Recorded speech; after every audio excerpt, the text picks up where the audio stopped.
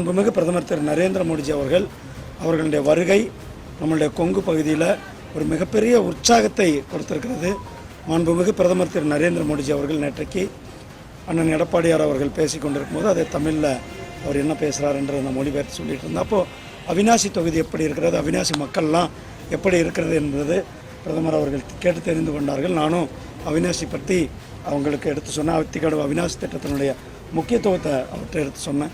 அவிநாசி அத்திக்கடவு திட்டத்தினால எப்படி விவசாயிகள் பலனடைந்திருக்கிறார்கள் என்பதையும் சொல்லியிருக்கேன். அந்த திட்டம் கிட்டத்தட்ட ஒரு 1500 கோடி ரூபாய் செலவில் மாண்புமிகு அப்போதைய எதிர்க்கட்சித் தலைவர் அப்போதைய முதலமைச்சர் எடப்பாடி அவர்கள் ஆட்சியில் இந்த திட்டத்தை முழுமையாக கொண்டு வரப்பட்டது.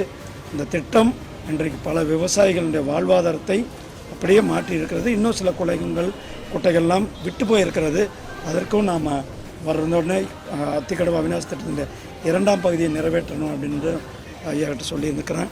அதே போல் ஐயா அவங்க இந்த பகுதியினுடைய மக்கள் டெக்ஸ்டைல் இண்டஸ்ட்ரி, ஆயுத்த ஆடைகள் இதெல்லாம் பற்றி கூட கேட்டு தெரிஞ்சுக்கிட்டாங்க. அதை பற்றியெல்லாம் கூட நேற்றைக்கு மரியாதைக்குரிய திரு நரேந்திர மோடிஜி ஐயா கிட்ட எடுத்து சொன்னேன்.